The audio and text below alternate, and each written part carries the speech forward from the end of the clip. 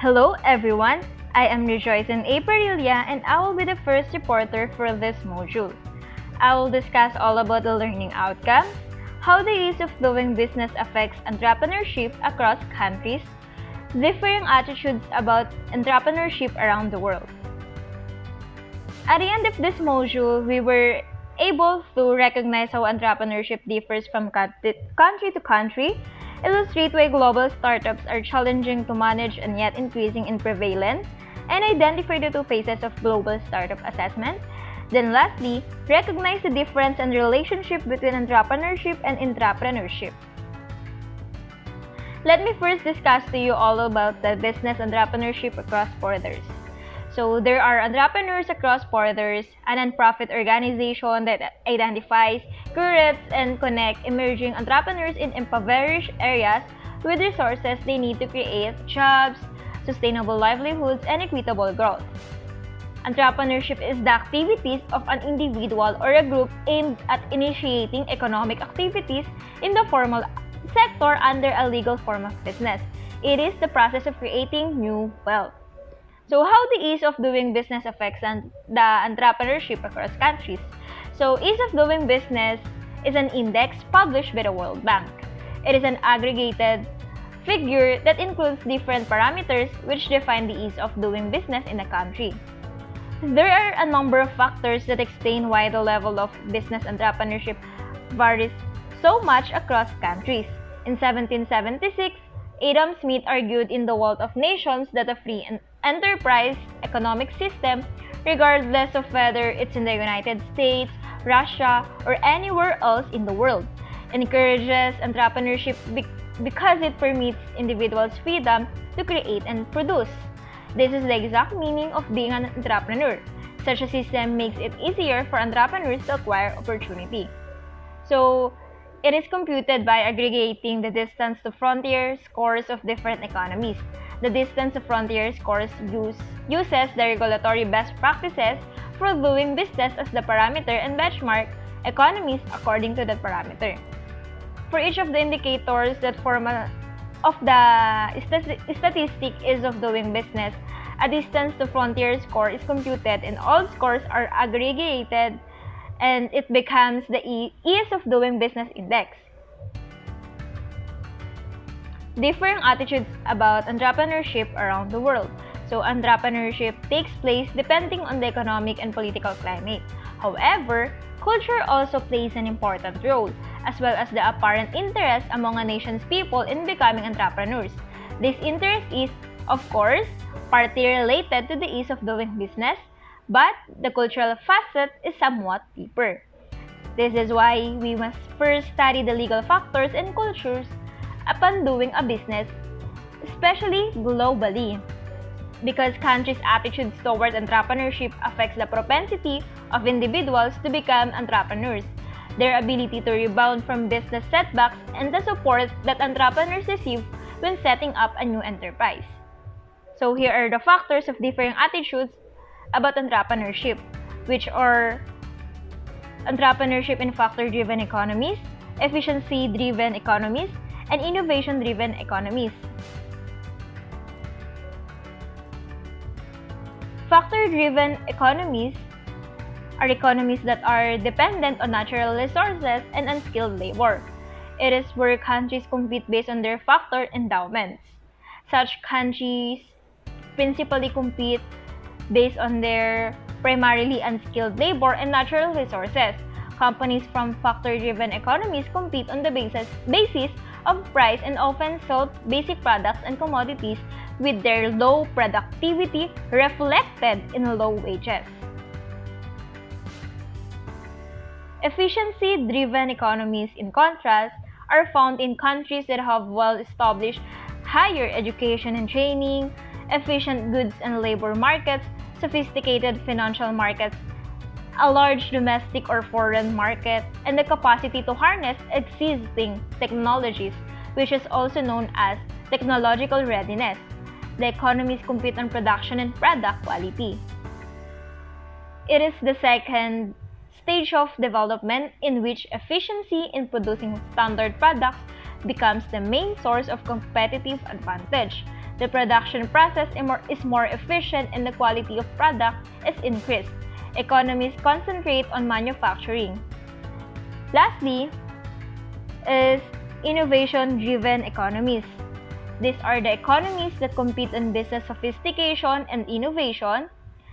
It is the third stage of development with the ability to produce new innovative products through sophisticated processes. Using the most advanced methods becomes the main source of competitive advantage. So, overall, entrepreneurship differs in various countries. For instance, it is easier to do business in some countries than others, and this can have an impact on the level of entrepreneurship in each country. Citizens of different countries vary in terms of their entrepreneurial behavior and entrepreneurship.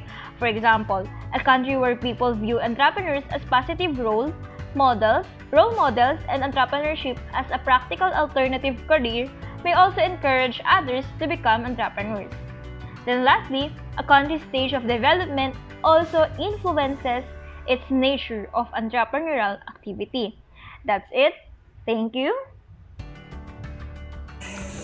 Hello everyone, I am Mary Grace M. Arieta and I will tackle about global startups and born global firms and the two phases of global startup assessment.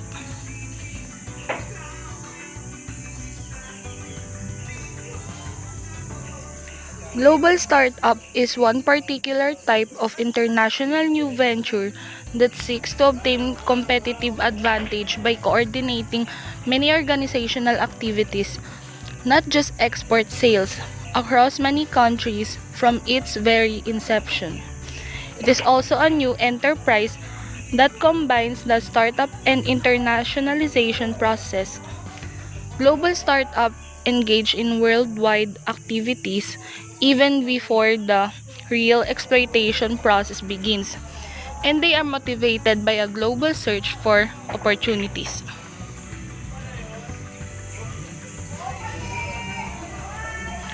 Born global firm is defined as a business organization that from inception seeks to derive significant competitive advantages from the use of resources and the sale of outputs in multiple countries. Born global firms is founded with the goal of exploiting a global niche from the start.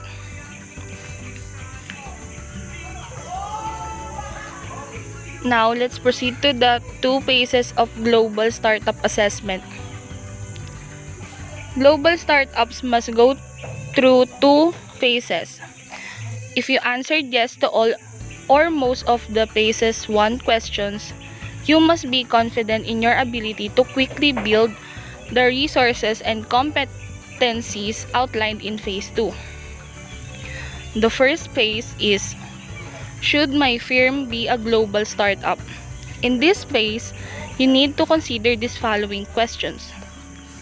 Number 1, do I want to build the brand around the world right from the start?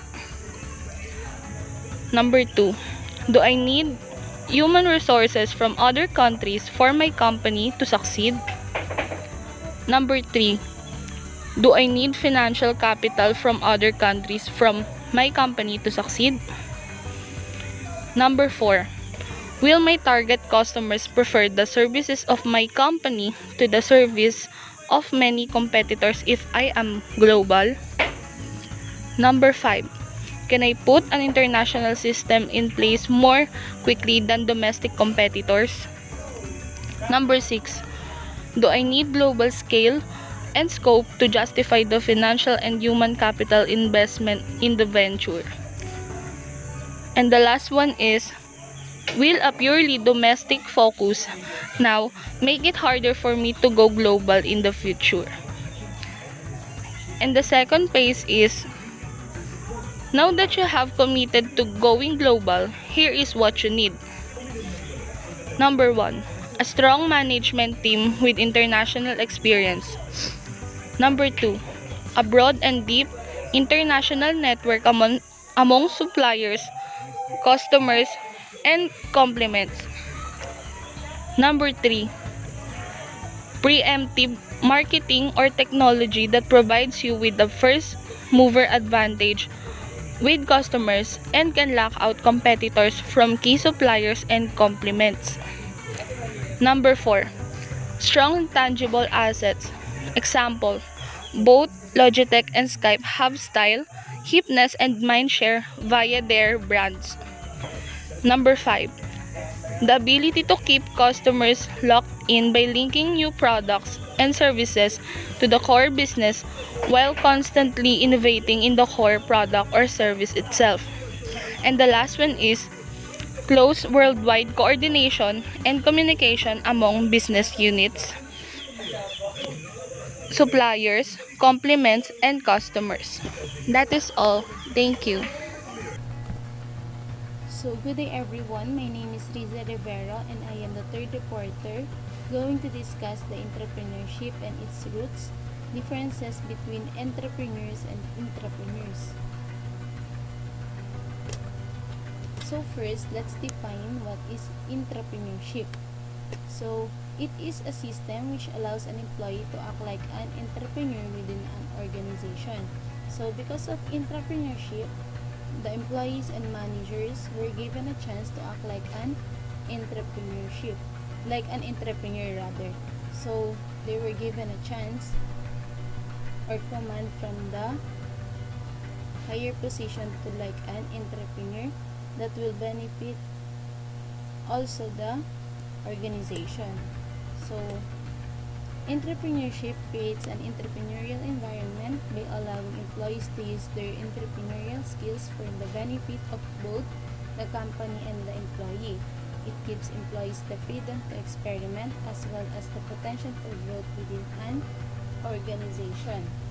So because of the action of employees and managers, they both will benefit from it. The employees will use and enhance their entrepreneurial skills, while the organization will benefit from the employees' skills rendered at work, especially if their ideas turns into a successful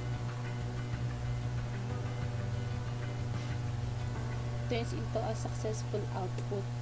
So in 1992, for instance, the American Heritage Dictionary brought entrepreneurship and entrepreneur into the mainstream by adding entrepreneur to its dictionary, defining it as a person within a large corporation who takes direct responsibility for turning an idea into a profitable finished product through assertive risk-taking and innovation. So the American Heritage Dictionary is the reason why we have entrepreneurship. They are the first one who brought it and give a definition. So turning an idea into a profitable finished product. So it is their definition, which is exactly true. The entrepreneur ideas will turn into a profitable finished product if the entrepreneur or the higher position give them the authority or command to act like an entrepreneur. So, in the early 1980s, Gifford and Elizabeth Crenshaw were developing the concept of the intracorporate entrepreneur and coined the word intrapreneur. Under their model, a person wishing to develop an entrepreneurial project would initially have the risk something of value to themselves, a portion of their salary, for instance. The entrepreneur could then sell the completed project for both cash balances and intra-capital, which could be used to develop future projects. On the basis of the success of some of the early trials of their methods in Sweden, the Crenshaw began a school for entrepreneurs. In 1985, they published their first book, Intrapreneuring, combining the findings from their research and practical application. So, according to Gifford and Elizabeth Crenshaw, so the entrepreneurs also taking the risk for their ideas. So this Crenshaw made research and practical applications of the entrepreneurship in the business. So they become successful. So that's why they are able to build a school for the entrepreneurs and publish their first book. So differences between entrepreneurs and intrapreneur. So intrapreneur acts within the confines of an existing organization. So entrepreneur didn't work without the permission, and it is according to the demand of the organization. The entrepreneur should ask for permission before attempting to create a desired future in practice. The entrepreneur is more inclined to act first and then ask for forgiveness later, rather than ask for permission before acting. So, entrepreneur, so just like what I have said, they are going to act once the higher position or the entrepreneur give them the permission to act. So an entrepreneur is an individual who creates a new business, bearing most of the risk and enjoying most of the rewards. So they're the one who creates and establishes the business, and so that's why the rewards must go to them, because if the entrepreneur will bear is the one who bear the risk. So if the business is successful, of course they're going to enjoy the rewards of being successful. But if it's not, they're going to bear the failure of their business. So the entrepreneur is commonly seen as an innovator, a source of ideas, goods, services, and business or procedures. So they are the one who creates and establishes the business. So it is their job to think of the product that will patronize at the market and service that will meet the customer satisfaction. So as an entrepreneur, you're not going to stop as an innovator, since the trends in the market is continuously changing. So you need to adapt the trends into your business or product. So Gifford Pinchot books Entrepreneuring, Why You Don't Have to Leave the Corporation to Become an Entrepreneur, provides 10 commandments for entrepreneurs. So first, do any job needed to make your project work regardless of your work description. As an entrepreneur, you should always be flexible, capable of doing work that is beyond of your skills and job. Share credit wisely. So acknowledge those person or sites who help you in your ideas or in your plans. Remember, it is easier to ask for forgiveness than permission. So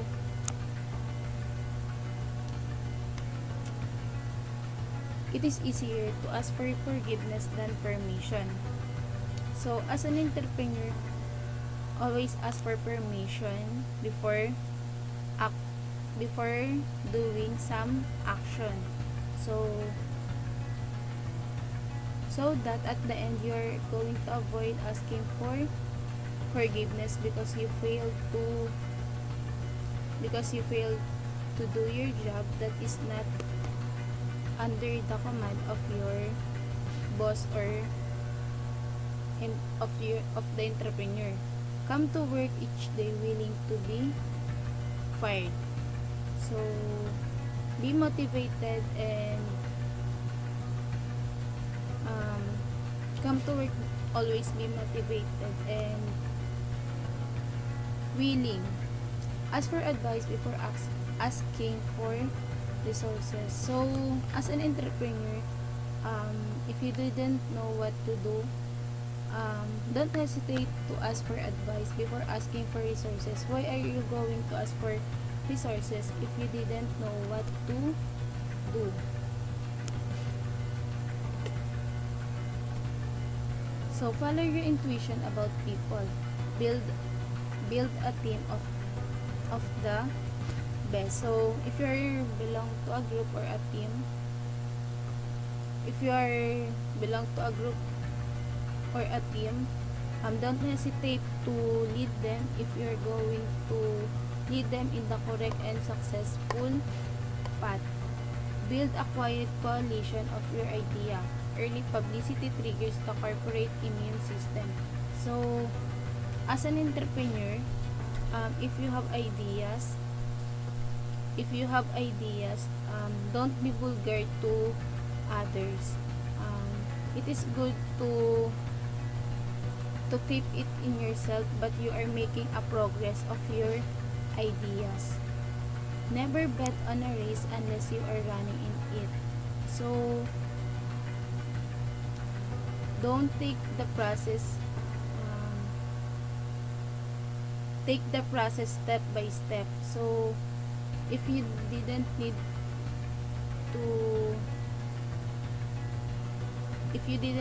to be on a race, so don't put yourself into pressure if it is not needed. So taking your plans is step by step will lead you into a successful output. Be true to your goals but realistic about ways to achieve them.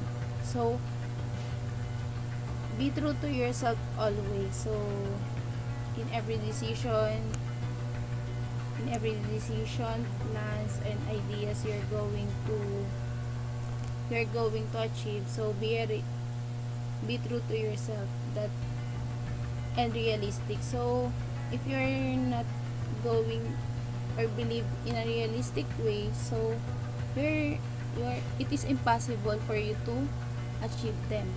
Then honor your sponsor. So don't forget those person who help you while you are in process. So always give credits to those person who are helping you. So that's all for my topic. So let's go to the fourth reporter, to be reported by Miss Laura Santos. So, good day everyone. I am Laura May M. Santos and I'm the fourth reporter. The topic that I want to share to you is the entrepreneurial organization. So, what is entrepreneurial organization? An entrepreneurial organization aims to actively foster the spirit of entrepreneurship in specific areas of the organization.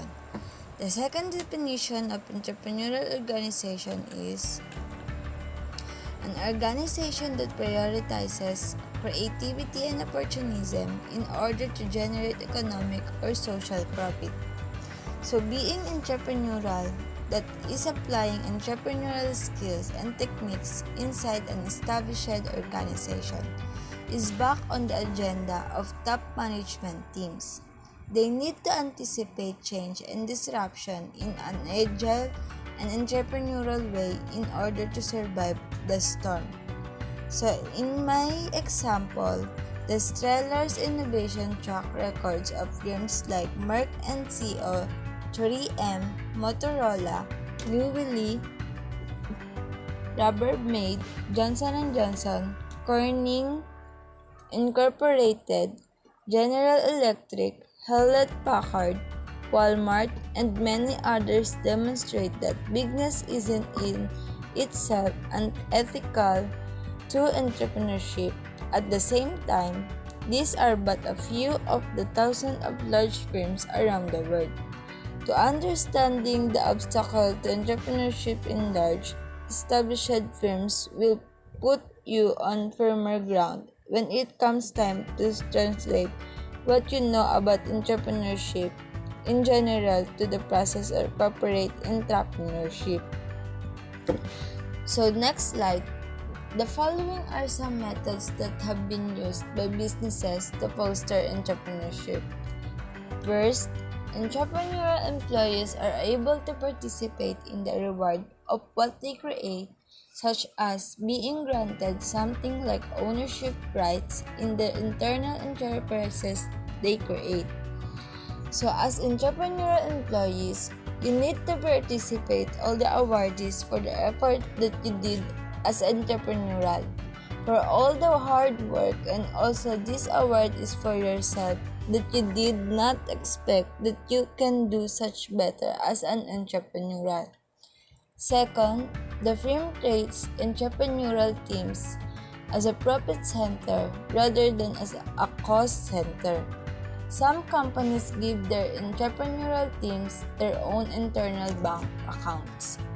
So in number 2, entrepreneurial teams mean to them that they treat it as a revenue center and not as a cost center, because it says here that their group is to earn because there are other companies that give the team their own money. So number 3, team members can choose the projects on which they work or the alliances they join. Team members has a right to choose what they want to join in a particular projects together with their coworkers. And fourth, employees have access to training to help them learn new skills. So every employee needs to train their abilities to suit on their work and to master it perfectly. So fifth, internal enterprises are recognized within the organization and have official standing. So number 5, within the company, there must be a sense of identity and a commitment to being prepared for whatever may occur. Second to the last is, the organization defines and supports a system of contractual agreements between internal enterprises. The organization is support of an agreed system so that they can be more productive and engaged within the enterprise. Last, the entrepreneurship plan includes a method for settling disputes that may arise around the internal enterprise and employees. So the last one is, an entrepreneurship plan also includes method on how to fix arguments that can spread or emerge within the enterprise and among employees, as it is likely to have a negative impact on people. In all, entrepreneurial organization companies who wish to reap the advantages of entrepreneurism set up programs to classify workers and entrepreneurial characteristics, prepare them, and reward them through rewards. Entrepreneurial organizations may take one of two forms: coexistence or institutional separation, that will discuss by Benashira de Guzman. Good day everyone, I'm Benashira de Guzman and I'm the last reporter. The intrapreneurial organization can take on one or combination of two forms: the coexistence approach and the structural separation approach. The coexistence approach. A firm may seek to develop a new business around some valuable process or technological breakthrough. With the coexistence approach, the new venture activities are conducted within an existing business or business unit. By the word coexistence, we can say that there is an existing one, and in this approach, there is an existing business where they develop new venture activities that will help the growth of the business. It may be a process that they develop or etc. that can use as a new venture for the existing business. The researchers note that Creating a business climate supportive of entrepreneurial activity is the most difficult task faced by a large company in trying to integrate an innovative new business. The second form of organizational entrepreneurship is the structural separation approach, in which the firm sets up an internal new venture division is actually a structural solution to the same problems.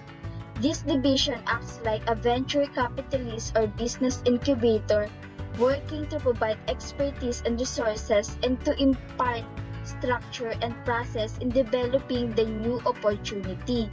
In this case, the opportunity may revolve around some proprietary process, product, or technological breakthrough. This approach is designed to achieve one of the two possible objectives. The first one is to create a high-growth new venture that the firm can sell off through an IPO or initial public offering at a significant profit. The second one is to create and retain internally a new business that will fuel growth and perhaps foster corporate renewal. The advantage of the structural approach is the system for investing in a team that's assigned specifically to the creation of new ventures. If the system is managed properly, this division can function like the best venture capitalist operations. That is, they can be the cost-conscious while still encouraging risk-taking, experimentation, novel, and market-oriented solutions. New venture division. It is a form of diversification with the firm betting that it has the resources and capabilities to do something new. So, new venture division can really help building a different opportunity in corporate or business. So here's the question. Is corporate new venturing then doomed to failure? Of course not. Firms must, however, be careful to balance the requirements of the entrepreneurial venture, such as supportive entrepreneurial climate, with the benefits of sustained linkage to the parent firm. Entrepreneurship professor David Garvin of Harvard Business School has recently reviewed the history of the corporate of new venturing.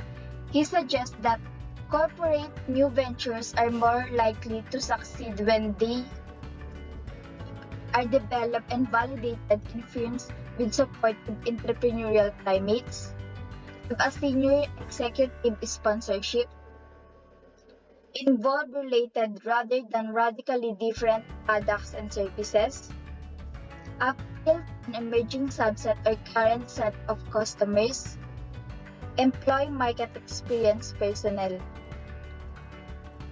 Test concepts and business models directly with potential users, experiment, probe, and prototype repeatedly during early development, balance demands for early profitability with realistic timelines, introduce required systems and processes in time but not earlier than the new venture's evolution required, and combine discipline, oversight, and stinginess with entrepreneurial autonomy. Garvin's guideline for successful corporate venturing suggests that there are other inherent tensions in the decision-making process as well. Even when a firm succeeds in creating a climate that's supportive of entrepreneurship, the evolving characteristic of the new venture may result in a unit that's more distinctive from the core business than it is complementary to them. In that case, it might be wise for the parent firm to allow the new business to function independently, physically, and legally. In part, the increase in new venture public offerings or carve-outs, where the parent company takes the new business public through an initial public offering or IPO, can be attributed to the willingness of firms to take this advice. That's all, and thank you.